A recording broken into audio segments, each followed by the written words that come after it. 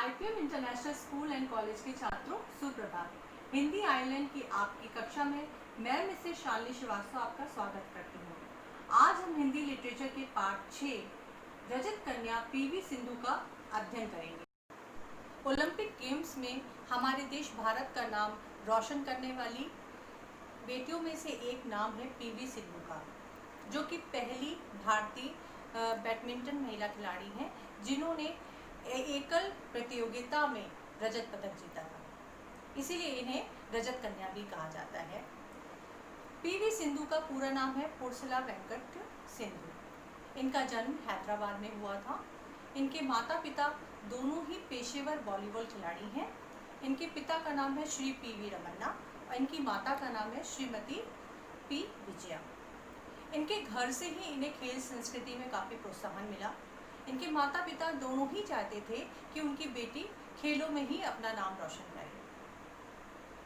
महज 8 साल की उम्र में जब 2001 में इन्होंने पुलेला गोपीचंद को खेलते हुए देखा तो ये काफ़ी प्रभावित हुई उनसे और इन्होंने एक दृढ़ निश्चय कर लिया कि वे बैडमिंटन खिलाड़ी बनेंगी। और इसी का सपना संजोकर ये अपने पिता के साथ पुलेला गोपीचंद की एकेडमी में दाखिल हुई, जहाँ पे इनके कोच ने इनको देखकर कहा कि नन्ही सिंधु को देखकर लगता है कि इसकी लंबी टांगे कोर्ट पर अच्छा मूव करेंगी और ये काफ़ी अच्छी खिलाड़ी बन सकती हैं। अपने इसी खेल के दमखम पे आज इन्होंने विश्व में भारत का नाम रोशन किया है। खेल भावना से ओतप्रोत ऐसी एक घटना के बारे में मैं आपको परिचित कराना चाहूँगी कि विश्व की नंबर 1 खिलाड़ी कैरोलिना मरीन, इनसे जब पीवी सिंधु हार गईं, पराजित हो गईं, फिर भी इन्होंने अपनी प्रतिद्वंदी खिलाड़ी को गले लगाया, उसे बधाइयाँ दी। इनकी जो खिलाड़ी थी वो काफ़ी भाव विभोर हो गई थी और उसने अपना रैकेट भी मैदान में छोड़ दिया था। पीवी सिंधु ने बड़े सम्मान से उसका रैकेट उठाया और उसे गले लगाकर कोर्ट से लेकर बाहर चली गई। ये दिखाता है इनकी खेल भावना को कि पराजित होते हुए भी इन्होंने अपनी प्रतिद्वंदी खिलाड़ी को बधाई दी और उसके आगे के भविष्य की उसे शुभकामनाएं भी दी। अब आने वाले समय में पीवी सिंधु का जो अभ्यास था वो रियो ओलंपिक्स के लिए था। पुलेला गोपीचंद चाहते थे कि पीवी सिंधु इसके लिए अपना सारा दमखम लगा दें। इनके कोच गोपीचंद ने सिंधु के लिए ऑपरेशन रियो की शुरुआत की। इसके लिए उन्होंने एक वेट ट्रेनर और एक फिजिकल फिटनेस ट्रेनर रखा और उन्हें कुछ खास चीज़ें करने के लिए दी गई थी। गोपीचंद चाहते थे कि सिंधु में काफ़ी ताकत और काफ़ी स्ट्रेंथ रहे ताकि वो कोर्ट पे 1 घंटे से ज़्यादा विपक्षी खिलाड़ी को चुनौती दे सके और काफ़ी समय तक कोर्ट पे रह सके। इसके लिए सिंधु ने काफ़ी प्रयास किया, काफ़ी कोशिश की और गोपी सर के कथन के अनुसार यानी उनके कहे अनुसार ट्रेनिंग और अभ्यास लगातार किया। कहते हैं, ऐसा कहा जाता है कि जब रियो ओलंपिक के लिए पीवी सिंधु ने अभ्यास करना शुरू किया था तो वो सुबह करीब 4 बजे से 6:30 या 7 बजे तक उनकी 1000 शटल की प्रैक्टिस होती थी। फिर सुबह 8 बजे से ग्रुप सेशन शुरू होता था। 2 घंटे कम से कम अभ्यास करना पड़ता था। फिर 11 बजे से 1.5 घंटे के अभ्यास का उनका ये तीसरा दौर चलता था। शाम को जिम और कोर्ट का सेशन अथवा जिम और दौड़ का सेशन रेगुलर रहता था, यानी कि नियमित रहता था। सप्ताह में 6 दिन वो कठोर नियम पालन और करती थी, जिसके लिए उन्हें करीब 600 पुशअप्स और करीब 2400 एब्डोमिनल एक्सरसाइज करनी पड़ती थी, जो उनकी दिनचर्या का अटूट हिस्सा थे। उसकी वजह ये थी कि उनकी शारीरिक फिटनेस बनी रहे और वो काफ़ी एक्टिव हो सकें, जिससे कि वो अपने कोर्ट में अपनी मौजूदगी को साबित कर सकें। उनकी शारीरिक फिटनेस की देखरेख के लिए भी एक कोच नियुक्त किया गया था, जिनका नाम था किरण चलागुंडला, जो कि उनकी शरीर की आवश्यकता अनुसार यानी खिलाड़ी को किस समय कौन सा भोजन लेना है, कितनी कैलोरी लेनी है, कितना वसा लेना है, इन सारी चीज़ों का एक खाका तैयार किया जाता था, जिसके अनुसार ही वो खिलाड़ी अपना जो रूटीन है, जो उसकी जो दिनचर्या है, उसका खान पान उस पर निर्धारित रहता था। यहाँ तक कि जो किरण जी ने उनके लिए उनकी शारीरिक फिटनेस के लिए जो खाने पीने का खाका तैयार किया था, उसमें उनको चॉकलेट और मीठी चीज़ों से सख्त परहेज करने के लिए बोला गया था। उस पर मतलब उनके लिए पाबंदी लगा दी गई थी कि वो मीठी चीज़ नहीं खा सकती हैं और चॉकलेट भी नहीं खा सकती हैं। यहाँ तक कि उनको एक अनुशासन में रखने के लिए, कि जिससे कि वो एकाग्रचित हो सकें और अनुशासन में रह सके, उनसे स्मार्टफोन भी ले लिया गया था।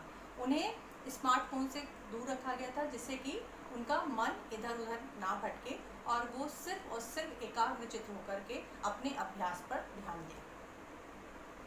19 अगस्त सन 2016 को 21 वर्षीय सिंधु ने जब अपने फाइनल मुकाबले में विश्व की नंबर 1 बैडमिंटन खिलाड़ी मरीन का डट कर मुकाबला किया, तो संपूर्ण भारतवासियों ने उस मैच का आनंद उठाया। उनके प्रशंसक जरा भी निराश नहीं हुए। प्रशंसकों का कहना था कि उनके हाथ से स्वर्ण पदक फिसल जाने से भी वो मायूस नहीं हुई थी, क्योंकि सिंधु ने अपना 100% दिया था। उन्होंने काफ़ी अभ्यास किया था इसके लिए।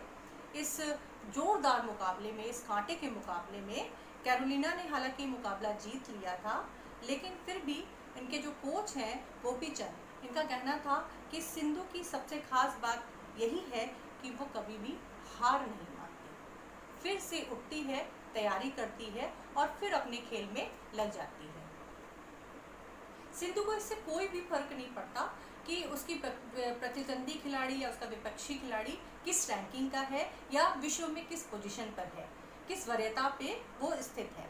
रियो क्वार्टर फाइनल में उन्होंने विश्व नंबर 2 की जो खिलाड़ी थी वैंग हियान को और सेमीफाइनल में नंबर 6 की जापानी खिलाड़ी को हराया था। इस प्रतियोगिता में इनको जो रजत पदक प्राप्त हुआ, इसके लिए भारत के सभी नेताओं ने, सभी खेल प्रेमियों के अतिरिक्त सिनेमा के सभी कलाकारों ने, लगभग सभी कलाकारों ने सिंधु को मुबारकबाद दी। भारतीय टेनिस खिलाड़ी लिएंडर पेस ने पीवी सिंधु के लिए कहा कि पीवी सिंधु, तुम्हें खुद पर गर्व करना चाहिए, पूरे भारत को तुम पर गर्व है। जिस तरह से तुम खेली, तुम सही मायनों में योद्धा हो, बधाई की पात्र हो। ऐसे कई सारे मैसेजेस थे, ऐसे कई सारे संदेश थे जो पीवी सिंधु के लिए लोगों ने कहे। द हिंदू एक अखबार है जिसमें बताया गया है कि कोचिंग कैंप के जो था पीवी सिंधु का, वो उनके घर से करीब 56 किलोमीटर दूर होने के बावजूद भी वे रोज समय पर आती थी, और इससे उनके खेल के प्रति समर्पण का भी पता चलता है कि वो अपने खेल के प्रति कितनी सीरियस थी और कितना चाहती थी कि वो इस रियो ओलंपिक में अपने आप को सिद्ध कर सके और कुछ ना कुछ भारत के लिए जीत के लाए। और जीत भी कैसे ली उन्होंने, रियो ओलंपिक 2016 में वो पहली महिला भारतीय खिलाड़ी बनी जिन्होंने रजत पदक जीता भारत के लिए। तो ये एक बहुत बड़ी सफलता थी पीवी सिंधु के लिए। इतनी युवा खिलाड़ी होते हुए उन्होंने इतनी बड़ी सफलता प्राप्त की, इसके लिए सरकार ने इन्हें सम्मानित भी किया है। काफ़ी सारे पुरस्कार भी इन्हें प्राप्त हुए हैं, पद्म विभूषण इन्हें प्राप्त हुआ है। इसके अलावा इन्हें राजीव गांधी खेल रत्न पुरस्कार से भी सम्मानित किया गया। तो देखा, एक युवा खिलाड़ी अगर चाह ले अपनी अभ्यास, अपनी एकाग्रचित्ता, अपनी योग्यता, अपने जुनून से, वो क्या नहीं कर सकता। वो देश का नाम तो रोशन करता ही करता है, साथ ही साथ अपने माता पिता और अपने कोच का भी नाम रोशन करता है। तो इससे हमें एक प्रेरणा मिलती है कि हम किसी भी क्षेत्र में जाएं, चाहे हम किसी भी क्षेत्र में अपना करियर बनाना चाहें, हमें अपनी योग्यता को पहले पहचानना होगा और योग्यता को पहचानने के साथ ही साथ ये भी समझना होगा कि हम उसके लिए कितना अभ्यास कर सकते हैं, और ज़्यादा से ज़्यादा यानी 100% अगर हम देंगे तो ये निश्चित मान के चलिए कि आपको सफलता अवश्य प्राप्त होगी। इस प्रकार पीवी सिंधु के खेल जीवन से हमें ये प्रेरणा मिलती है कि हमें अपनी पूरी क्षमता के साथ प्रयास करते रहना चाहिए और एक न एक दिन सफलता अवश्य प्राप्त होगी। तो ये हमारा पाठ छोटा सा पीवी सिंधु के ऊपर आधारित था, उनके खेल के बारे में, उनके जीवन के बारे में, उनके माता पिता के बारे में सभी कुछ इस पाठ पे दिया गया है। इसे ध्यान से पढ़िएगा। इससे संबंधित सारे प्रश्न जितने भी पाठ के पीछे दिए गए हैं, उन सभी को आपके लिए हम लोगों ने पहले से ही अंडरलाइन किया हुआ है। ध्यान से पढ़िए और सारे उत्तरों को ध्यान से देखिएगा और इसे समझने का प्रयास कीजिएगा और अपने आप से भी उत्तर देने का प्रयास कीजिएगा।